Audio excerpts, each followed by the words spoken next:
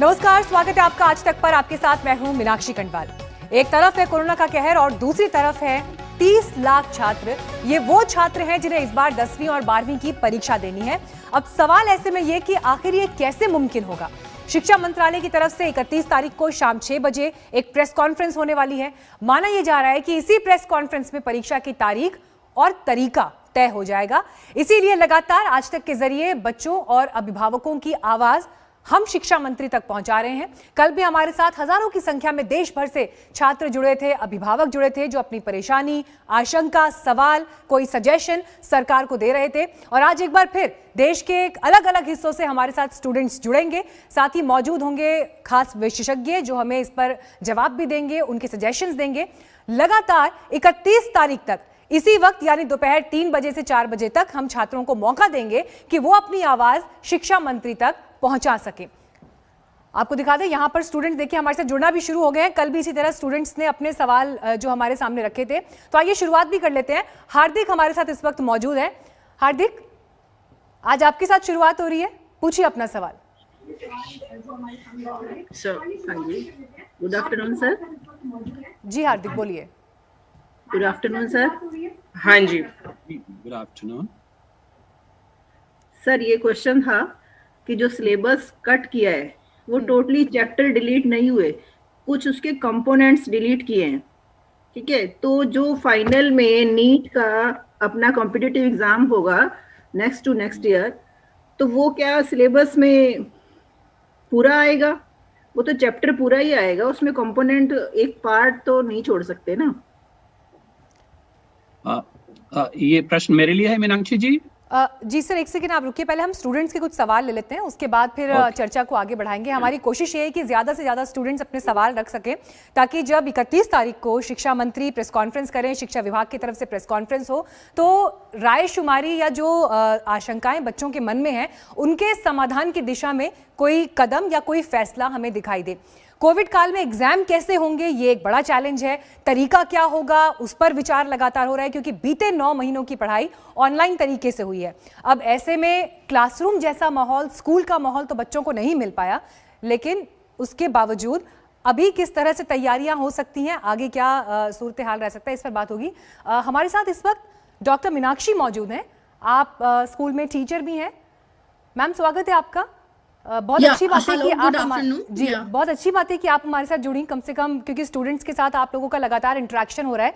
तो रखिए, अगर आपका कोई सवाल सजेशन इस वक्त है तो। या मैम, मेरा सवाल ये है कि जैसे कि अभी हम बच्चों के प्रैक्टिकल एग्जाम्स हैं, स्पेशली द सीनियर क्लासेस, सो उनके लिए बहुत सारी जगह पर जो हम स्कूल जो है खोल नहीं पा रहे हैं। We can not open the schools because parents जो हैं उस चीज के लिए नहीं वॉलंटियर कर रहे हैं बच्चों को स्कूल में भेजने के लिए। तो बच्चों को जो है प्रैक्टिकल करने में काफी असुविधा आ रही है। हम ऑनलाइन के थ्रू बच्चों को करवा रहे हैं। There are so many portals, बच्चे ऑनलाइन से प्रैक्टिकल्स कर रहे हैं, बट स्टिल फिजिकली हमें पेरेंट्स का कोऑपरेशन चाहिए। पेरेंट्स वॉलंटियर नहीं कर रहे हैं बच्चों को भेजने के लिए। So in that situation what is to be done for the practicals? ये आपने एक अहम सवाल उठाया। हालांकि कल भी जब बहुत से लोग हमारे साथ जुड़े थे, तो उन्होंने ये पॉइंट लगातार रखा था कि अगर पेरेंट्स ही विलिंग नहीं है बच्चों को भेजने के लिए, या उनके मन में डर है, तो फिर ऐसे में क्या होगा। हमारे साथ खास गेस्ट का पैनल भी इस वक्त मौजूद है। हमारे साथ डॉक्टर अशोक पांडे हैं, आप एल्कॉन इंटरनेशनल स्कूल के प्रिंसिपल हैं। इसके अलावा ज्योति गुप्ता जी हमारे साथ मौजूद हैं, आप प्रिंसिपल हैं DPS स्कूल साहिबाबाद की। बाकुल ढोलकिया जी हमारे साथ हैं, आप फॉर्मर डायरेक्टर हैं IIM अहमदाबाद की। और श्यामा चोना जी हमारे साथ हैं, आप पूर्व प्रिंसिपल हैं DPS स्कूल RK पुरम की। सबसे पहले डॉक्टर अशोक पांडे, आपसे मैं सवाल यहाँ पर पूछना चाहूँगी, जो अभी यहाँ पर मैम भी जिक्र कर रही थी कि एग्जाम्स को लेकर तो देखिए अभी तक जो हुआ उसके आधार पर फैसला होगा। हमने देखा कि पेरेंट्स के मन में कितना डर इस बात को लेकर था कि स्कूल भेजना बच्चों को इस दौरान कितना मुश्किल होगा और कैसे इंतजाम होने चाहिए। तो फिर एग्जाम तो बहुत आगे की बात है सर। तो प्रश्न तो यही हुआ ना कि अब तक जो पढ़ाई हुई है और बोर्ड की परीक्षा जो होने वाली है, इसको लेकर के जो असमंजस की स्थिति है, इसी का तो हमें निवारण ढूंढना है। तो एक विकल्प तो ये हो सकता है कि एग्जाम हो ही ना, वो संभव नहीं है और वैसा होना भी नहीं चाहिए। अब सवाल ये है कि आज तक की पढ़ाई और बोर्ड की परीक्षा होने के बीच की जो दूरी है, उसे कैसे तय किया जाए। और उसी के लिए मुझे लग रहा है कि ऑनरेबल मिनिस्टर सबके सामने आ रहे हैं और मेरे ख्याल में वो अवश्य कुछ समाधान लेकर के आएंगे।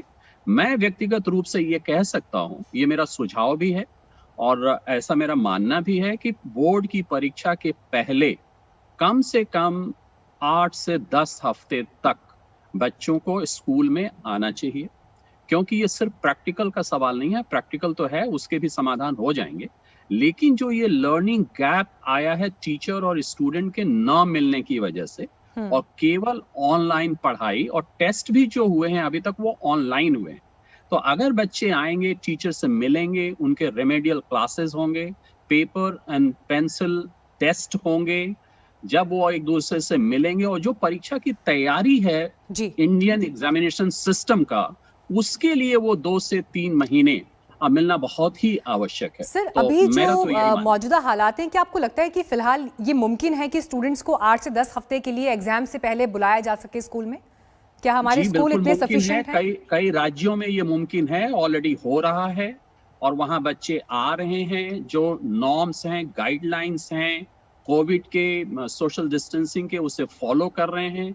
कोई आवश्यक नहीं है कि सारे बच्चों को आने की आवश्यकता है। 10वीं और 12वीं के बच्चे आएंगे, वो बैचेस में आ सकते हैं, वो अलग अलग कक्षाओं में जा सकते हैं, ये बिल्कुल ही मुमकिन है और मेरे ख्याल में इसके लिए हमें मन से कोई ना कोई तैयारी कर लेनी चाहिए। ठीक है, ज्योति गुप्ता जी, आपकी क्या सजेशन है? किस तरह से एग्जाम इस वक्त में हो सकते हैं? तो मेरी जो अभी अशोक पांडे सर ने कहा, बिल्कुल वैसी ही सहमति है कि बच्चों के लिए अगर उन्होंने एग्जाम्स देने हैं, उनको थोड़े टाइम के लिए स्कूल में आना बहुत जरूरी है। यूपी गवर्नमेंट ने अलाउ कर दिया था 21 अक्टूबर से बच्चों को स्कूल में आने के लिए, तो 10वीं 12वीं के बच्चे लगातार आ रहे हैं। शुरू में 1 या 2 बच्चे आते थे, फिर वो बढ़े 4-5 बच्चे हुए। आज अगर हम बात करें तो काफी बच्चे जो है वो स्कूल में ऑलरेडी आ रहे हैं, पर 100% बच्चा अभी स्कूल में नहीं आ रहा।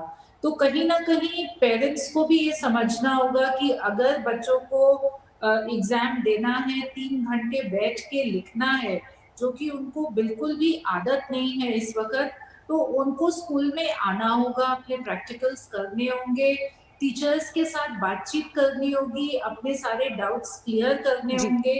नो डाउट सिलेबस जो है रैशनलाइज हुआ है, 30% का सिलेबस कम भी कर दिया गया है बच्चों को पैंडेमिक देखते हुए, पर फिर भी जितना भी कंटेंट है। लेकिन ज्योति गुप्ता जी, लोगों के मन में सवाल ये भी है कि जो ये सिलेबस कम हुआ है, ये कहा तो गया है, लेकिन असल में ऐसा हुआ नहीं है, या उसमें उसको लेकर भी अलग अलग स्टैंडर्ड्स हैं।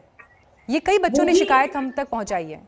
नहीं, वो शायद अपने नजरिए से देख रहे हैं और उनको कुछ और भी उसमें चाहिए था घटता हुआ, पर काफी सिलेबस जो है, काफी कंटेंट कम किया गया है। ठीक है। और अगर सारा ही कंटेंट कम कर देंगे तो फिर एग्जाम का रेलेवेंस नहीं रह जाएगा। ठीक है, मैम आती हूँ मैं आपके पास। हमारे साथ इस वक्त जुड़ गए हैं जय मौर्य जी। आप स्कूल में टीचर हैं। जय मौर्य जी, बोलिए।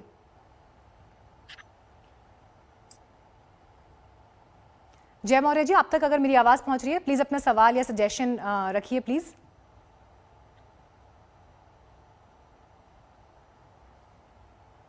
चलिए ठीक है, इनके पास हम फिर चलेंगे। हमारे साथ श्यामा चोना जी भी मौजूद हैं।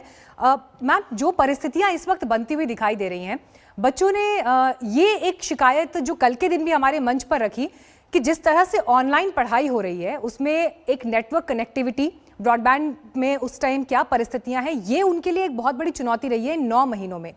आपके पास किस तरह के सजेशंस बच्चों की तरफ से आए हैं, या क्या परेशानियां उन्होंने आपके पास जाहिर की हैं? इस समय जो परेशानियां मेरे पास आ रही हैं वो लगातार 2 तरह की हैं। पहली तो ये है कि जो सिलेबस कम किया गया है उसके हिसाब से स्कूल्स पढ़ाई नहीं करवा रहे, अभी भी उस सिलेबस को इंक्लूड करा हुआ है, तो इसका ज्ञान बच्चों तक पहुंचना बहुत ही ज़रूरी है। नंबर 2 कि ये जो परीक्षा होने वाला है, क्या उसको डिले किया जा सकता है, क्योंकि अगर आप पूरे भारतवर्ष का सीन देखते हैं तो कई जगह यहाँ पे उनके पास डिवाइसेस नहीं है या कनेक्टिविटी नहीं है, या मैम टीचर्स डिले को करने का उनसे क्या पढ़ा- मतलब है आपके लिए? डिले कितना डिले किया जाए? किस आने वाले किन महीनों तक आप ये उम्मीद कर रही हैं कि एग्जाम होने चाहिए? देखिए, हमेशा हमारे जो एग्जाम्स होते थे वो मार्च में होते थे। पिछले साल उन्होंने फरवरी में कर दिए, लेकिन अगर एक महीना और भी आगे हो जाए तो उसमें कोई हर्ज नहीं है। कोई जमाना था जबकि एग्जाम्स में मतलब कि कॉलेजेस जो शुरू होते थे वो according to the school system होते थे। अब हमारे जो एग्जाम्स होते हैं वो according to the college system होते हैं, जिससे कि जो वोकेशंस मिलती हैं कॉलेज लेक्चरर्स वगैरह को, उनको पूरी पूरी मिले। लेकिन जो बच्चे कह रहे हैं वो ये कह रहे हैं कि अभी बहुत जल्दी जल्दी सारी जो सिलेबस पूरा किया जा रहा है, हमें कोई भी मौका नहीं मिल रहा कि हम इन पर्सन टीचर्स के साथ बात कर सकें। या तो रिमीडियल टीचिंग होनी चाहिए जिससे कि स्कूल्स Okay. 1-to-1 प्रोवाइड कर सकें जिसकी जो कठिनाइयां हों।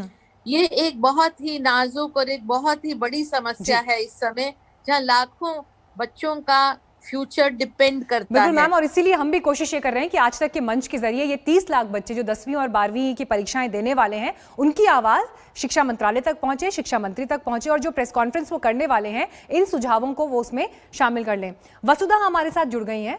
हेलो वसुधा, आप कौन सी क्लास में हैं अभी? Yes, sir. Good evening, ma'am. Good evening. Good evening, ma'am and sir. Sir, ma'am, I would like to ask that, seeing the present situation, there is COVID-19 existing all around the world. I would like to ask that our final exams will be conducted in school or still online? जी ठीक है। आप सभी student से मेरी एक request है जो जुड़ रहे हैं हमारे साथ, प्लीज आप अपने माइक ऑफ करिए, क्योंकि जो कोई इंसान सवाल पूछ रहा है ना उसके सवाल में थोड़ा डिस्टरबेंस आ रही है। तो अगर आप लोग म्यूट करेंगे तो सवाल बेहतर तरीके से आगे जा पाएगा। हर्ष है हमारे साथ इस वक्त। हर्ष, अगर आपको आवाज मिल रही है पूछिए अपना सवाल।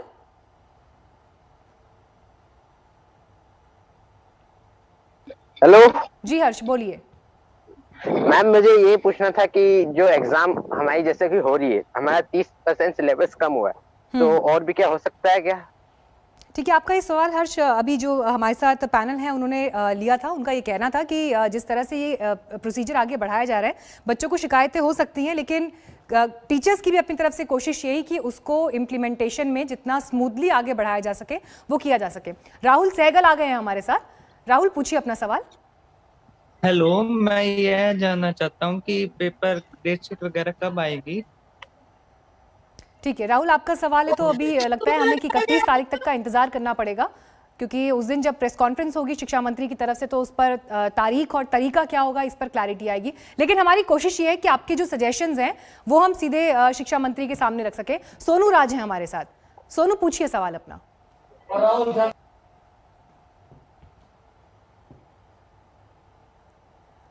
सोनू, अगर आप तक आवाज आ रही है सवाल पूछिए अपना।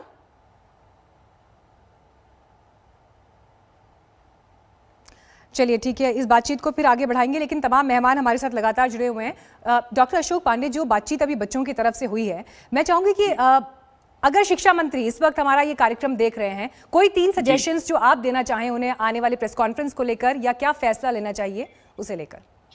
हाँ, तो पहला सुझाव मेरा ये है कि शिक्षा मंत्री बच्चों के हितों का ध्यान में रखते हुए मई के पहले परीक्षा की घोषणा न करें। मेरा व्यक्तिगत सुझाव है। दूसरा सुझाव, ये 30% सिलेबस को लेके जो कंफ्यूजन है इसको क्लियर करें, और सभी विद्यालय ये सुनिश्चित करें कि वो जो कट गया है उसे न पढ़ाएं, और CBSE को भी ये ध्यान देना पड़ेगा कि कोई प्रश्न उस 30% में से ना आए, नहीं तो ये एक कंफ्यूजन पैदा कर सकता है। तो ये मेरा दूसरा सजेशन है। और तीसरा सजेशन ये है कि शिक्षा मंत्री भी इसका आग्रह करेंगे बच्चों से, उनके पेरेंट्स से, कि वो मानसिक रूप से तैयार होकर बच्चों को विद्यालयों में भेजें, जिससे कि बच्चे और टीचर्स जिस दिन से मिलना शुरू कर देंगे उनकी समस्याओं का, उनकी दुविधाओं का धीरे धीरे अलग होना निश्चित हो सकेगा। मैं आपको भी यहाँ पर जोड़ना चाहूंगी। ज्योति गुप्ता जी, आप भी अगर कुछ सुझाव देना चाहें शिक्षा मंत्री को, कोई 3 सुझाव आपकी तरफ से।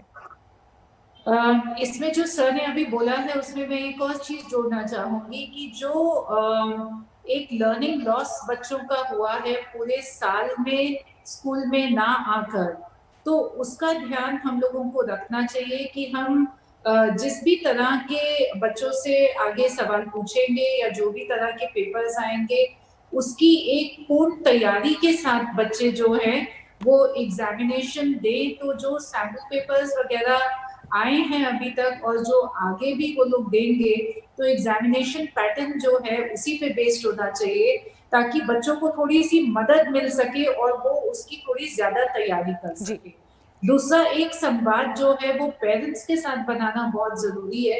स्कूल्स को जहां अपनी कोविड गाइडलाइंस के बारे में पता रहना चाहिए, थोड़ा सा स्कूल्स के साथ भी स्ट्रिक्ट रहना होगा कि वो जितनी भी कोविड गाइडलाइंस है उनका पालन करें, सोशल डिस्टेंसिंग का पालन करें। सारा स्कूल एक साथ ना खोल के सिर्फ बोर्ड की परीक्षाएं जो हैं 10वीं और 12वीं, जिनके की स्टेक्स बहुत ज्यादा आए हैं, सिर्फ वही क्लासेस को खोल के पूरे स्कूल में मतलब जो है उनको फेस टू फेस टीचिंग कराई जाए। तो एक संवाद जो है वो पेरेंट्स के साथ और स्कूल के साथ, दोनों के साथ खोल के तभी इसको आगे बढ़ाया जा सकता है। और दूसरा, जो एग्जाम्स हो तो उसमें बच्चों को इनफ टाइम मिले, मतलब जो भी हमारी डेटशीट बने वो इस तरह से बननी चाहिए कि ऐसे नहीं। चलिए, बहुत ही अच्छे सुझाव मैम आपने यहाँ पर दिए हैं और हमें उम्मीद है कि ये सुझाव आगे जिन्हें फैसले लेने हैं उनके पास जरूर पहुंचे। कुछ और स्टूडेंट्स अपने यहाँ पर फीडबैक हमें देना चाहते हैं। अंशिका जैन हमारे साथ हैं।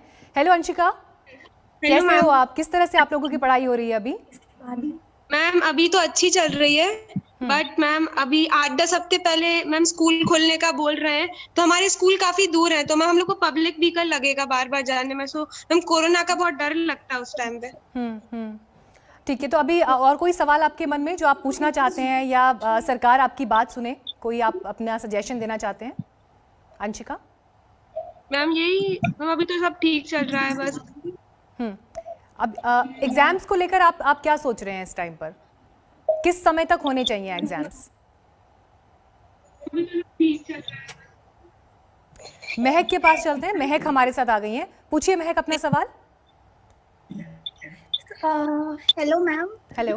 मेरा क्वेश्चन ये था कि जैसे पैटर्न चेंज हुआ है, थोड़ा इंग्लिश हिंदी में pattern MCQ type objective question हो गए हैं, तो मैं ये चाहती हूँ कि पेपर थोड़ी लेट हो जिससे हम लोग को भी तैयारी करने में टाइम मिल जाए। ठीक है, अनुभव जैन हमारे साथ हैं। अनुभव पूछिए सवाल अपना। एक मिनट मैम। जैसे मेरा सब्जेक्ट है पीसीएम, तो जैसे फिजिक्स केमिस्ट्री में 30% कम हुआ है, बट जो फिजिक्स में जो कोर्स कम हुआ है वो बहुत ज्यादा कम हुआ है, मींस 10%। ठीक है, अनुभव जैन आप पूछिए अपना सवाल। मैम मेरा सवाल ये है कि ऑनलाइन क्लासेस जो अभी लग रही हैं, इनका एक शेड्यूल नहीं लग रही। जैसे किसी क्लास 9 बजे लगा रहा है, कोई 12 बजे लगा रहा है। तो जैसे स्कूल जाते थे तो एक सिस्टमैटिकली हमारे पास टाइम पीरियड रहता था कि 3 बजे घर पर आएंगे और फिर अपना बैलेंस टाइम टेबल से एक स्टडी कर सकते हैं। लेकिन ऑनलाइन क्लासेस में एक ये डिफॉल्ट भी आ रहा है कि बार बार कुछ अनवांटेड सिक्योरिटी हैक्स हो जाते हैं, जिनसे अनवांटेड स्टूडेंट्स एंटर होते हैं क्लासेस में, और हमें एक शेड्यूल नहीं मिल पा रहा है स्टूडेंट्स को। जैसे कोई टीचर 9 बजे लगा रहा है, कोई 5 बजे, कोई 3 बजे, तो पूरा दिन जो बीच का उसका समय होता है वो कंप्लीटली वेस्ट हो जाता है। ठीक है, हर्षित जोशी है हमारे साथ। हर्षित पूछिए सवाल। Time table. जी हर्षित, आपको सुन पा रहे हैं हम, बोलिए।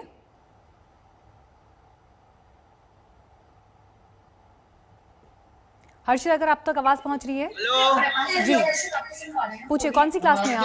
सर जी बड़ी दिक्कत हो रही है हमको अभी ऑनलाइन क्लास में। नेट। हेलो, आपको टीवी म्यूट करना पड़ेगा, हम 10th में म्यूट करना पड़ेगा। हर्षित, अभी हम 10th में है।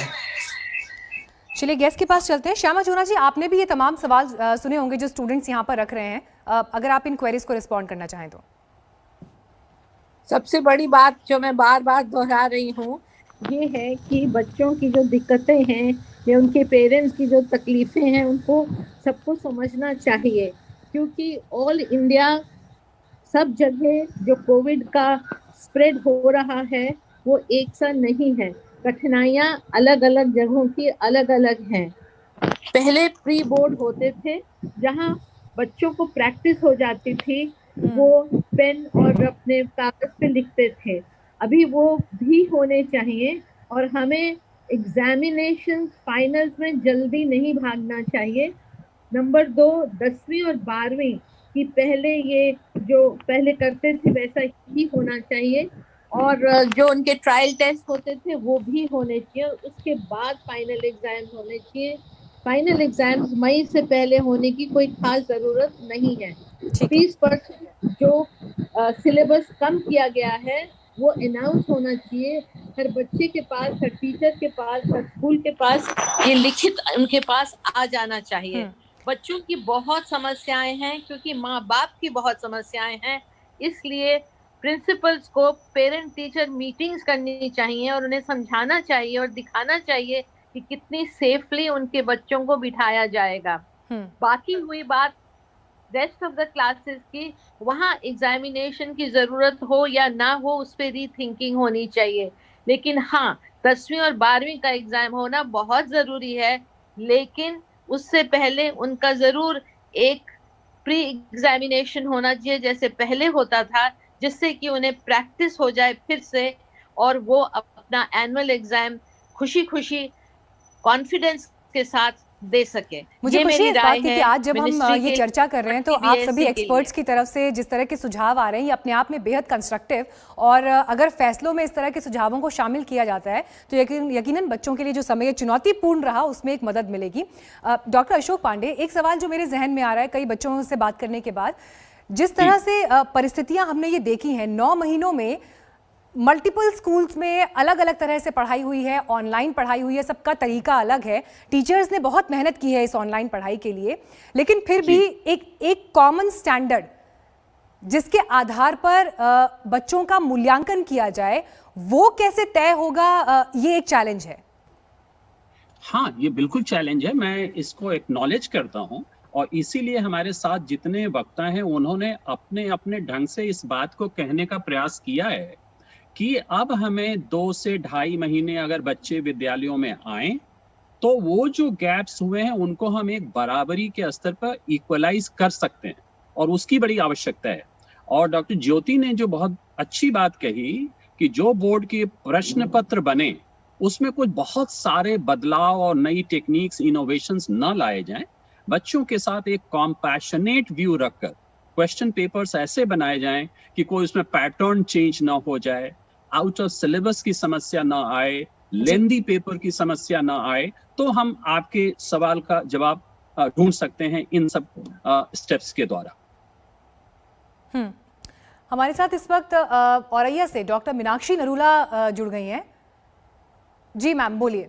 हाँ जी, गुड आफ्टरनून मैम। यस, सो जैसा कि अशोक ने अभी बताया है, and I am really very मैं उनके साथ पूरा अच्छी तरह से सहमत हूँ कि जैसे उन्होंने बताया कि हमें जो है परीक्षाएं जो है मई से पहले नहीं होनी चाहिए ताकि बच्चों को कुछ समय मिल पाए, और इवन जो पेरेंट्स हैं वो भी अपना थोड़ा मन बना पाए उसके अकॉर्डिंगली बच्चों को स्कूल में भेजने के लिए।